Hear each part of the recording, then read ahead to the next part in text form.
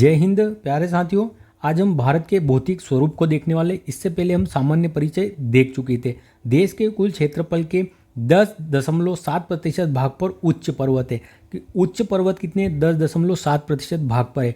ऐसे तो अगर आप देखोगे तो 43% है जो कुल क्षेत्रफल का, वह मैदानी भाग है। जो 43% है वह मैदानी भाग दिखाई देता है हमें। जो 27% है हमारा, यह पठारी क्षेत्र है। हमारा जो पठार है यह 27% क्षेत्र पर है और 30% क्षेत्र पर पहाड़ियाँ हैं। 30% क्षेत्र पर पहाड़ियाँ स्थित है। तो इस प्रकार से हमारा कुल क्षेत्रफल का वितरण है। लेकिन उच्च पर्वत 10.7% भाग पर स्थित है। आगे हम देखते हैं। आप यहाँ पर कुछ लोकेशन ध्यान रख सकते हैं। यहाँ पर काराकोरम आपको श्रेणी देखने को मिलेगी। यहाँ पर लद्दाख श्रेणी है, यहाँ पर जास्कर श्रेणी है और यहाँ पर आपको जो काराकोरम श्रेणी है, यहाँ पर एक काराकोरम दर्रा दिखाई देगा। और जो राकापोसी है, राकापोसी चोटी आपको दिखाई देगी लद्दाख श्रेणी पर। और यहाँ पर ही एक K2 चोटी है काराकोरम श्रेणी पर, जिसे गोडविन ऑस्टिन कहा जाता है, जिसकी ऊंचाई 8,611 मीटर है, जो भारत की सबसे ऊंची चोटी है। तो इनको आप एक लोकेशन में यहाँ पर ध्यान रख सकते हो। अभी आगे हम इनके बारे में पढ़ते हैं, ठीक है। क्लास में देखते हैं आज की उच्चावच एवं संरचना। उच्चावच और संरचना अर्थात जो उच्चावच जो ऊंची नीची भूमि है, और संरचना है अर्थात कहीं पर पठार बना हुआ है, कहीं पर मैदान बना हुआ है, कहीं पर खाइयाँ हैं। इस तरह उच्चावच एवं संरचना के आधार पर भारत को निम्न स्वरूपों में बांटा जाता है। उत्तर का पर्वतीय क्षेत्र, उत्तर का जो क्षेत्र हमारा हिमालय वाला, इसे कहा जाता है उत्तर का पर्वतीय क्षेत्र। तो उत्तर में हमारे देश में हमें अधिकांश पर्वतीय क्षेत्र दिखाई देता है, ठीक है। इसके लिए उत्तर का पर्वतीय क्षेत्र कहलाता है ये वाला भाग। उत्तर का विशाल मैदान, जो उत्तर भारत का ये है सिंधु ब्रह्मपुत्र का मैदान, इसे उत्तर भारत का विशाल मैदान कहा जाता है। प्रायद्वीपीय भारत, इस वाले क्षेत्र को हम प्रायद्वीपीय भारत कहते हैं, जिसकी आकृति त्रिभुजाकार है। तटीय मैदान, हमें पूर्वी तटीय मैदान और पश्चिमी तटीय मैदान दिखाई देते हैं, तटीय मैदान। इसके बाद द्वीप, कई द्वीप है जो अरब सागर और बंगाल की खाड़ी में स्थित है, हमारे जैसे लक्षद्वीप, अंडमान निकोबार द्वीप समूह। इसके बाद हम द्वीपों को देखेंगे। तो इन 6 श्रेणियों में बांटा गया है उच्चावच के आधार पर भारत की भू आकृति को।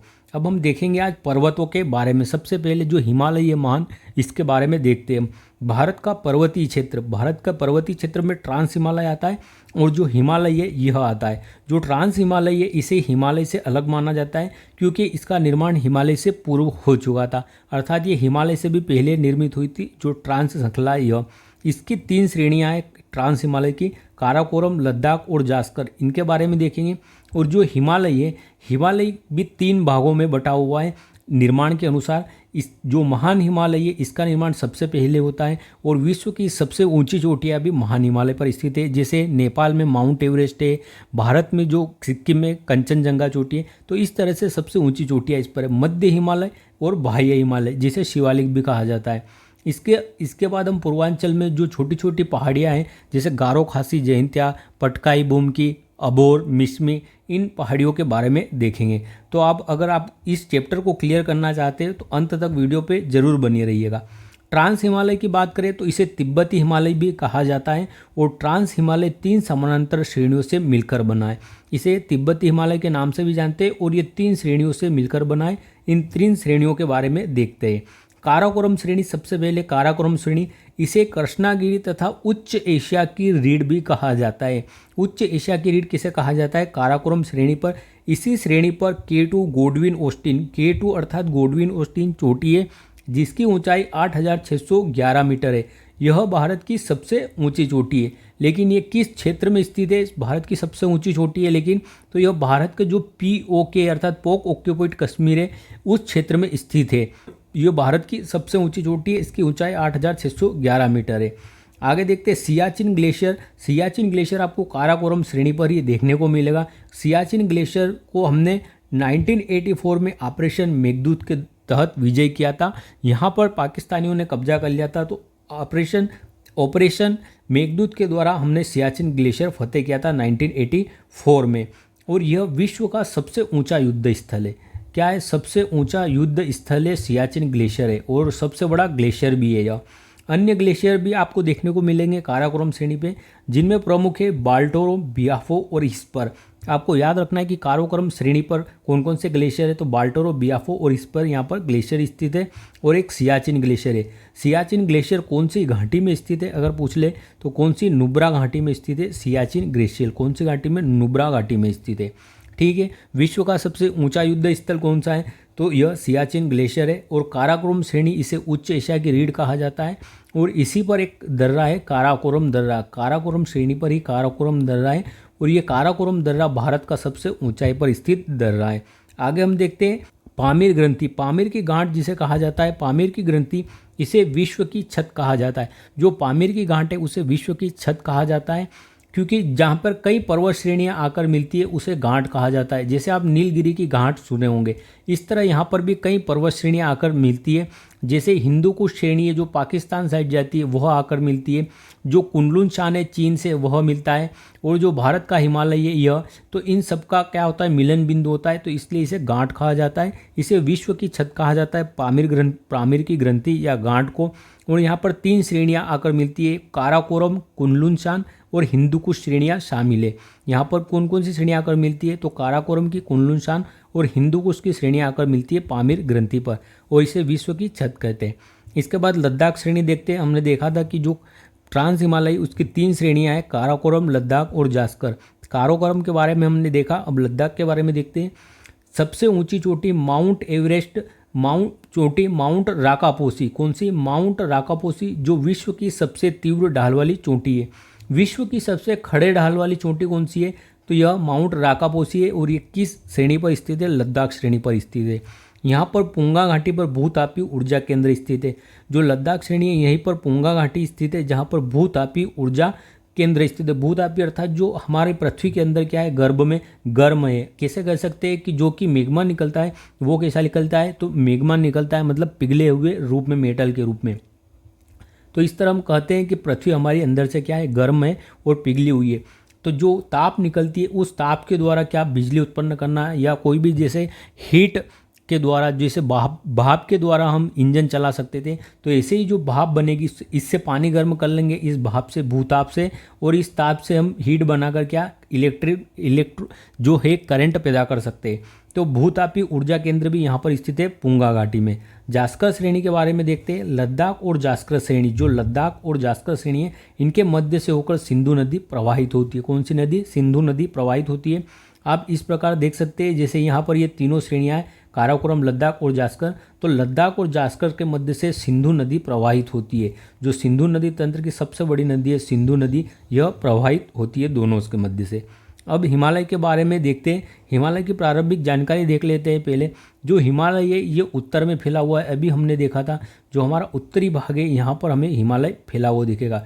कुछ इस तरह से हिमालय की तीनों श्रेणियाँ हमें फैली हुई दिखाई देगी। कुछ इस तरह से हमें तीनों जो श्रेणियाँ हैं हमारे हिमालय की ये दिखाई देगी। जो सबसे पहली श्रेणी का निर्माण हुआ है इसे कहा जाता है महान हिमालय। उसके बाद इसे मध्य हिमालय कहा जाता है, और यह बाह्य हिमालय है, या इसे शिवालिक भी कहा जाता है। इसका निर्माण किससे कारण हुआ है, तो यूरेशियन प्लेट और इंडियन प्लेट के संपीड़न बल के कारण इसका निर्माण हुआ है। 2 प्लेटें थी कालांतर में, एक प्लेट आप मान सकते हो इंडियन प्लेट और एक मान सकते हो आप यूरेशियन प्लेट। जो इंडियन प्लेट थी, यूरेशियन प्लेट थी, इनके मध्य संपीड़न बल लगता है, अर्थात इनमें मध्य गति होती है। और जो इंडियन प्लेट और यूरेशियन प्लेट थी, यह दोनों एक दूसरे से टकराती है। टकराने में जो एशियन प्लेट होती है, यह जो भारतीय प्लेट होती है, जो इंडियन प्लेट, यह अधिक भारी होने के कारण यह यूरेशियन प्लेट के नीचे धंस जाती है। इस तरीके से धंस जाती है नीचे, और यहाँ पर जो मेग्मा था, जो मलबा था, उसका क्या होता है, उत्थान होता है, अर्थात वो ऊपर उठता है। तो ऊपर उठता है, तो इस प्रकार ऊपर उठा प्लेटों के धंसने से, तो जो ऊपर ऊंचे स्थान बने वो क्या कहलाने लगे, हिमालय बन गए। उसने हिमालय का रूप ले लिया। जैसे जैसे प्लेट नीचे धंसती गई, मेग्मा और बढ़ता गया। तभी कहा जाता है कि माउंट एवरेस्ट और हिमालय की भी लगातार ऊंचाई बढ़ रही है। और जो समतल क्षेत्र हो गए उन्हें क्या, पठार कहा जाने लगा। और जो ऊंची ऊंची चोटियाँ निकली इससे उसे हिमालय कहा गया। तो यूरेशियन प्लेट और इंडियन प्लेट के संपीड़न बल द्वारा हिमालय का निर्माण होता है, और यह विश्व की तीसरी सबसे लंबी पर्वत श्रृंखला है। विश्व की सबसे लंबी पर्वत श्रृंखला आपको एंडीज पर्वतमाला दिखेगी, जो कहाँ पर दिखेगी आपको एंडीज पर्वतमाला, तो यह दक्षिण अमेरिका महाद्वीप पे उसमें दिखाई देगी एंडीज पर्वतमाला। और दूसरे नंबर की लंबी पर्वतमाला रॉकीज पर्वतमाला है, यह आपको उत्तरी अमेरिका में दिखाई देगी। इसके जो पूर्व वाला भाग है उत्तरी अमेरिका का, तो उत्तरी अमेरिका और दक्षिण अमेरिका में सबसे लंबी पर्वतमाला है विश्व की एंडीज पर्वतमाला, और दूसरे स्थान पर है रॉकीज, और तीसरे स्थान पर कौन सी है, हमारा महान हिमालय है। लेकिन अगर पूछे कि सबसे ऊंची चोटियाँ किस हिमालय पर पाई जाए, मतलब किस प्रकार के हिमालय पर है, तो सबसे ऊंची चोटियाँ जो महान हिमालय, इस पर विश्व की सबसे ऊंची चोटियाँ जैसे माउंट एवरेस्ट, कंचनजंगा, मकालू, अन्नपूर्णा, ये चोटियाँ कहाँ पाई जाती है, महान हिमालय पे। आगे हम देखते हैं महान हिमालय के बारे में। अब महान हिमालय के बारे में हम देखेंगे तो महान हिमालय को हिमाद्री हिमालय भी कहा जाता है। इसका निर्माण इयोसीन काल में हुआ था। कब होता है इसका निर्माण, इयोसीन काल में होता है। नग्गा पर्वत से नामचा बरवा के मध्य यह फैला हुआ है। आप इसकी सबसे पूर्वी और पश्चिमी चोटी देखेंगे तो आपको इसकी सबसे पश्चिमी चोटी कौन सी मिलेगी, नग्गा पर्वत देखने को मिलेगी, और सबसे पूर्वी चोटी नामचा बरवा है। तो यह नग्गा पर्वत से नामचा बरवा के मध्य फैला हुआ है। लगभग 2400 या कहीं कहीं आपको 2500 किलोमीटर मिलेगा, तो लगभग 2400 या 2500 किलोमीटर इसका विस्तार है।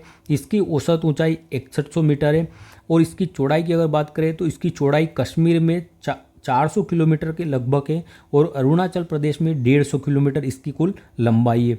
इससे आप समझ सकते हो कि पश्चिम से पूर्व की ओर जाने पर चौड़ाई घटती जाती है। जो पश्चिम में है इसकी चौड़ाई अधिक है जम्मू कश्मीर वाले क्षेत्र में, और अगर आप उत्तर पूर्वी भारत तरफ जाओगे अरुणाचल प्रदेश, तो इसकी चौड़ाई क्या होती जाएगी, कम होती जाएगी महान हिमालय की। तो इसकी चौड़ाई कश्मीर में 400 किलोमीटर है तथा अरुणाचल प्रदेश में 150 किलोमीटर के लगभग इसकी चौड़ाई है।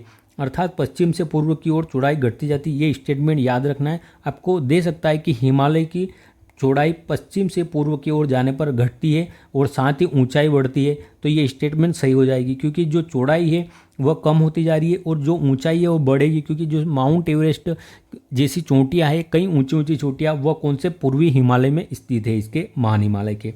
सर्वोच्च चोटी माउंट एवरेस्ट है, इसकी 8848 मीटर इसकी ऊंचाई है। जो विश्व की सबसे ऊंची चोटी है माउंट एवरेस्ट। नेपाल में इसे सागरमाथा के नाम से जानते हैं, और तिब्बत में इसे चोमोलुंगमा कहा जाता है। नेपाल में इसे सागरमाथा के नाम से जाते हैं माउंट एवरेस्ट को, और चोमोलुंगमा इसे तिब्बत में कहा जाता है। महान हिमालय की कुछ पर्वत चोटियाँ देख लेते हैं हम, जो महान हिमालय पर स्थित है। कंचनजंगा जो सिक्किम में स्थित है, यह 8598 मीटर इसकी ऊंचाई है, और ये हिमालय में स्थित भारत की सबसे ऊंची चोटी है। हमने देखी थी काराकोरम श्रेणी कहाँ पर, ट्रांस हिमालय काराकोरम में स्थित है वो, जो काराकोरम हमने देखी थी काराकोरम श्रेणी पर K2 गॉडविन ऑस्टिन चोटी, यह ट्रांस हिमालय में, लेकिन ट्रांस हिमालय को हिमालय का भाग नहीं मानते क्योंकि इसका निर्माण पहले हो चुका था ट्रांस हिमालय का। तो हिमालय में स्थित भारत की सबसे ऊंची चोटी कौन सी है, कंचनजंगा में, सिक्किम में 8598 मीटर इसकी ऊंचाई है। इसके अतिरिक्त आप अन्य चोटियाँ भी देखेंगे, जैसे आपको नंदा देवी उत्तराखंड में देखने को मिलेगी, कामेट चोटी उत्तराखंड में देखने को मिलेगी, नामचा बरवा जो सबसे पूर्वी चोटी है महान हिमालय की, यह हमको अरुणाचल प्रदेश में देखने को मिलेगी। नग्गा पर्वत जम्मू कश्मीर में, मकालू, धौलागिरी और मंशालू ये कहाँ पर है, नेपाल में स्थित चोटियाँ हैं। तो ये कुछ अन्य चोटियाँ भी है महान हिमालय की। सिंधु, ब्रह्मपुत्र एवं अलकनंदा नदी से काटकर प्रवाहित होती है। अर्थात जो तीन नदियाँ हैं, हमारी सिंधु नदी हमने देखा था, ये काराकोरम श्रेणी लद्दाख और जास्कर के मध्य से निकलती है और काराकोरम श्रेणी को काटकर, तो सिंधु, ब्रह्मपुत्र और अलकनंदा नदियाँ जो हैं यह हिमालय को काटकर प्रवाहित होती है। यहाँ पर नोट लगा के कुछ लिखा है यह कि महान हिमालय मध्य हिमालय से मेन सेंट्रल थ्रस्ट द्वारा अलग होता है। मोस्ट इंपॉर्टेंट है, ये भी पूछ लेते हैं, ये आपका महान हिमालय हो गया और ये मध्य हिमालय हो गया। इन दोनों के मध्य कुछ खाइयाँ पाई जाती है और कुछ जो घाटियाँ होती है उनको नाम दिया जाता है। तो जो महान हिमालय और मध्य हिमालय के मध्य पाई जाती है, जो इन्हें दोनों को अलग करता है महान हिमालय और मध्य हिमालय को, इसे कहा जाता है, तो इसे मेन सेंट्रल थ्रस्ट कहा जाता है। ये आपको याद रखना है कि जो महान हिमालय और जो मध्य हिमालय है, इनके मध्य बाउंड्री कौन बनाता है, तो मेन सेंट्रल थ्रस्ट इसके मध्य बाउंड्री है। इसके बाद हम मध्य हिमालय देखते हैं। हमने सबसे पहले ट्रांस हिमालय देखा, ट्रांस हिमालय के बाद हमने महान हिमालय देखा, इसके बाद हम मध्य हिमालय देख रहे हैं। इसे निम्न, मध्य और लघु हिमालय भी कहा जाता है। इसे निम्न, मध्य और लघु हिमालय के नाम से भी जाना जाता है। इसका निर्माण मायोसीन काल में हुआ था।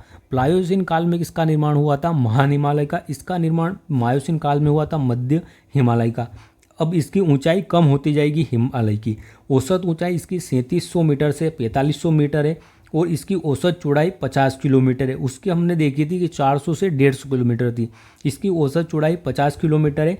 इसे अलग अलग राज्यों में अलग अलग नाम से जाना जाता है। जो हमारे पर्वतीय राज्य हैं उनमें अलग अलग राज्यों में इसे अलग अलग नाम से जानते हैं। पीर पंजाल नाम से इसे जम्मू कश्मीर में जाना जाता है। पीर पंजाल नाम से इसे जम्मू कश्मीर में जाना जाता है इस श्रेणी को।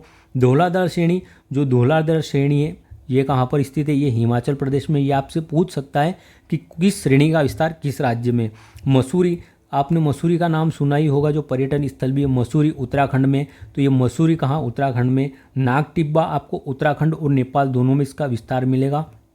तो पीर पंजाल जम्मू कश्मीर में, धौलाधार हिमाचल प्रदेश, और जो मसूरी है उत्तराखंड, नाग टिब्बा ये उत्तराखंड और नेपाल, और जो महाभारत श्रेणी इसका विस्तार कहाँ है? नेपाल में। तो ये सब श्रेणियाँ कहाँ पर स्थित है इस तरह से? तो ये मध्य हिमालय का भाग है, जो छोटी छोटी श्रेणियाँ हैं और इनका राज्य याद रखना आपने। पीर पंजाल श्रेणी जम्मू कश्मीर में विस्तार है, धौलाधार हिमाचल प्रदेश में, मसूरी उत्तराखंड में, नाग टिब्बा उत्तराखंड और नेपाल में। आगे हम देखते हैं जो प्रसिद्ध पर्यटन स्थल है, जितने भी हम प्रसिद्ध पर्यटन स्थलों के नाम सुनते हैं, कुल्लू मनाली और जितने भी पर्यटन क्षेत्र है जम्मू कश्मीर में भी, के अंतर्गत हम कुछ महत्वपूर्ण घाटियों को भी देखते हैं। कश्मीर घाटी में हम देखते हैं तो यहाँ पर कश्मीर घाटी, कुल्लू कांगड़ा घाटी, लाहौल स्पीति, काठमांडू घाटी महान एवं मध्य हिमालय के मध्य स्थित है। जो हमारा महान हिमालय है और मध्य हिमालय है, इसके मध्य ये घाटियाँ स्थित है। कश्मीर घाटी, कुल्लू कांगड़ा घाटी, लाहौल स्पीति व काठमांडू घाटी, ये महान एवं मध्य हिमालय के मध्य स्थित है। कश्मीर घाटी में हिमानीकृत चिकनी मिट्टी को करेवा कहा जाता है। कश्मीर घाटी में जो मिट्टी पाई जाती है हिमानीकृत, अर्थात जो बर्फ़ के गोले होते हैं, जो बर्फ़ के बड़े बड़े टीले होते हैं, उनसे इसका निर्माण होता है। तो कश्मीर घाटी में हिमानीकृत चिकनी मिट्टी को करेवा कहा जाता है और यह मिट्टी ज़ाफ़रान अर्थात जो केसर होती है उसके लिए उपयोगी होती है, करेवा मिट्टी। इनकी ढाल पर छोटे छोटे घास के मैदान होते हैं।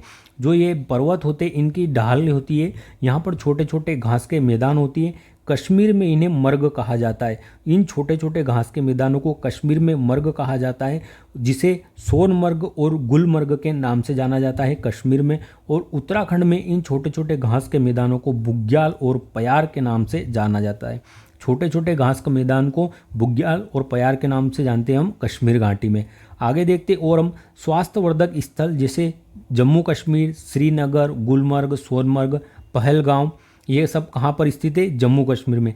हिमाचल प्रदेश में शिमला, कुल्लू मनाली, डलहौजी, धर्मशाला, ये पर्यटन स्थल कहाँ? हिमाचल प्रदेश में स्थित है। उत्तराखंड के पर्यटन स्थल है मसूरी, नैनीताल, रानीताल, पश्चिम बंगाल में दार्जिलिंग। तो ये पर्यटन के जो स्थल है जो भी, ये कहाँ पर स्थित है? मध्य हिमालय में स्थित है। यहाँ नोट करके एक और नोट लिखा है कि मध्य हिमालय तथा बाह्य हिमालय से मेन बाउंड्री फॉल्ट द्वारा अलग होता है। अभी हमने देखा था जो हमारा महान हिमालय था और मध्य हिमालय था, इन दोनों के मध्य कौन सी थी? तो ये मेन सेंट्रल थ्रस्ट थी, जो इन दोनों के मध्य सीमा बना रही थी या इन दोनों को अलग कर रही थी। अब कह रहा है कि जो मध्य हिमालय है और जो शिवालिक है या जिसे बाह्य हिमालय भी कहते हैं, ये एक दूसरे से मेन बाउंड्री फॉल्ट के द्वारा अलग है। किससे? मेन बाउंड्री फॉल्ट के द्वारा अलग होते हैं मध्य हिमालय, शिवालिक या जिसे आप कह सकते हैं बाह्य हिमालय। ठीक है, ये आपको याद रखना है। और वहाँ पर हमने देखा नहीं था जो ट्रांस हिमालय है और जो महान हिमालय है, ये एक दूसरे से किसके द्वारा अलग होते हैं? तो ये सचर जोन द्वारा अलग होते हैं। ट्रांस हिमालय और महान हिमालय सचर जोन के द्वारा अलग होते हैं, ये भी याद रखना है। अब बाह्य हिमालय के बारे में हम कुछ जानकारी देखते हैं। ये आपकी एग्ज़ाम में पूछता है और एग्ज़ाम की दृष्टि से महत्वपूर्ण भी है। आप ये समझोगे भौगोलिक स्थिति भारत की, तभी आपको भारत के बारे में कुछ अच्छे से समझ आएगा। शिवालिक, बाह्य हिमालय, इसे शिवालिक भी कहा जाता है। इसका निर्माण प्लायोसीन काल में हुआ था। कब हुआ था? प्लायोसीन। सबसे पहले हमने देखा था कौन सा काल था जिसमें महान हिमालय का निर्माण हुआ था, जिसके बाद लघु हिमालय का निर्माण हुआ था इयोसीन काल में, और जो बाह्य हिमालय है इसका निर्माण प्लायोसीन काल में हुआ था। ठीक है, तो ये याद रखना है कि मध्य हिमालय का जो निर्माण है वो कब हुआ था? इयोसीन काल में हुआ था और प्लायोसीन काल में बाह्य हिमालय का निर्माण हो रहा है। ऊंचाई और कम हो जाएगी। इसकी औसत ऊंचाई 900 से 1100 मीटर है और इसकी औसत चौड़ाई 10 किलोमीटर से 50 किलोमीटर के मध्य है। तो चौड़ाई भी कम होगी और जो उसकी ऊंचाई है वह भी कम होती जाएगी।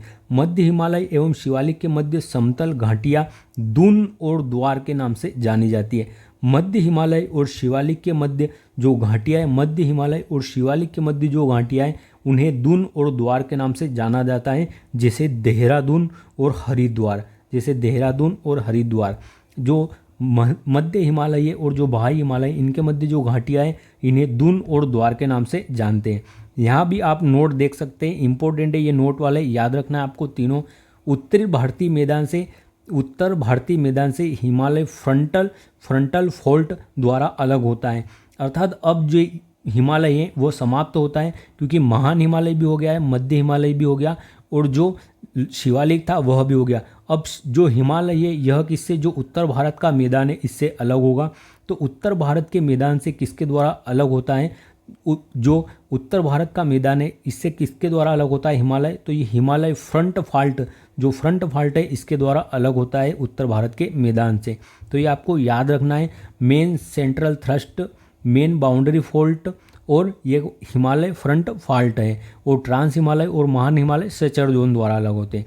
अब हम पूर्वांचल की पहाड़ियों को देख लेते हैं। यहाँ से भी आपको पूछते हैं प्रश्न कई बार, और यहाँ पर अधिकतर जो श्रेणियाँ हैं उनके नाम राज्यों के नाम पर ही रखे गए हैं। इन हिमालय श्रेणियों को अलग अलग राज्यों में अलग अलग नाम से जाना जाता है। जैसे अरुणाचल प्रदेश में आप देखेंगे तो अरुणाचल प्रदेश, जैसे आप ये उत्तर पूर्वी भारत मान लेते हैं तो इस तरीके से ये अरुणाचल प्रदेश है, तो यहाँ पर पहाड़ियों को अलग नाम से जानते हैं। नागा की पहाड़ियाँ नागालैंड में मिलेगी, मिजो की पहाड़ियाँ मिजोरम में मिलेगी आपको, मेघालय में गारो खासी जयंतिया की पहाड़ियाँ मिलेगी। इस प्रकार से अरुणाचल प्रदेश में डफला, मीरी, अबोर, मिश्मी और पटकाई भूमि की पहाड़ियाँ स्थित है।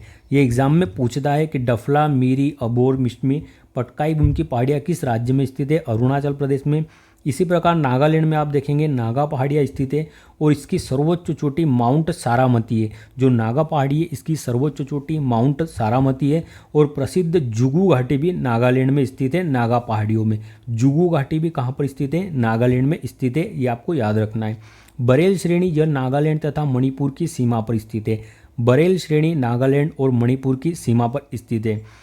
अगर आप मणिपुर में देखोगे तो मणिपुर में जो लेमाटोल की पहाड़ियाँ हैं वो कहाँ पर स्थित है, मणिपुर में स्थित है लेमाटोल की पहाड़ियाँ। और मणिपुर घाटी में ही लोकटक झील स्थित है, जिस पर भारत का तैरता हुआ नेशनल पार्क केबुल लामझाओ स्थित है। जो राष्ट्रीय पार्क है केबुल लामझाओ, ये किस झील पर स्थित है, लोकटक झील पर स्थित है। ये लोकटक जो झील है ये उत्तर पूर्वी जो भारत है हमारा, उत्तर पूर्वी भारत की सबसे बड़ी मीठे पानी की झील है लोकटक झील। मिजोरम में हम देखते हैं लुनसाई की पहाड़ियाँ, ब्लू माउंटेन श्रेणी तथा मेलेसिस बेसिन, ये सब कहाँ स्थित है, मिजोरम में स्थित है। लुनसाई की पहाड़ियाँ किस राज्य में स्थित है अगर आपसे पूछे तो ये कहाँ पर स्थित है, लुनसाई की पहाड़ियाँ, तो ये लुनसाई की पहाड़ियाँ मिजोरम में स्थित है। यहाँ पर एक माउंटेन भी स्थित है जिसका नाम ब्लू माउंटेन है, ये इंपॉर्टेंट पूछता है, और ब्लू माउंटेन श्रेणी है। और तथा मेलोसिस बेसिन कहाँ पर स्थित है, मिजोरम में। जो मेघालय है यहाँ पर स्थित है गारो खासी और जयंतिया की पहाड़ियाँ। मेघालय में कौन सी 3 पहाड़ियाँ स्थित है, गारो खासी जयंतिया। यहाँ की जनजातियों पर इनका नाम रखा गया है, यहाँ की जनजातियों जो निवास करती है उनके नाम पर। और यहीं पर आपको 2 स्थान भी मिलेंगे, चेरापूंजी और मौसिनराम। और जो मौसिनराम है यहाँ पर विश्व की सबसे अधिक वर्षा होती है, 1000 सेंटीमीटर से भी अधिक वर्षा प्राप्त होती है यहाँ पर। कौन सी, जो खासी पहाड़ी पर मौसिनराम स्थित है यहाँ। और चेरापूंजी में भी वर्षा होती है। इनकी आकृति कीप के समान है, अर्थात ये इस तरह से कुछ पहाड़ियाँ हैं तो इनकी आकृति कीप के समान हो जाती है। और जब हवा इनके अंदर प्रवेश करती है तो यहाँ पर एक दूसरी पहाड़ी से हवाएं टकराकर केवल यहीं वर्षा करती है, इसलिए मौसिनराम चेरापूंजी में सबसे अधिक वर्षा होती है, विश्व की सबसे अधिक। असम में आपको मिकिर, रेंगमा, बराइल की पहाड़ियाँ देखने को मिलेगी, ठीक है। मिकिर की पहाड़ियाँ, रेंगमा की पहाड़ियाँ और बराइल की पहाड़ियाँ कहाँ पर देखने को मिलेगी, असम में। और त्रिपुरा में जाम्फुई की पहाड़ियाँ कहाँ पर देखने को मिलेगी, त्रिपुरा में मिलेगी हमें जाम्फुई की पहाड़ियाँ देखने के लिए। तो ये हमने दोस्तों हिमालय का बारे में कुछ ब्रीफ जो मेरे को अच्छा लगा, ये मेरा इस तरीके से पहला वीडियो है। तो आपको अगर वीडियो अच्छा लगे तो लाइक ज़रूर करिएगा, और कुछ सजेशन हो तो भी दीजिएगा। तो जय हिंद, मिलते हैं अगले वीडियो में।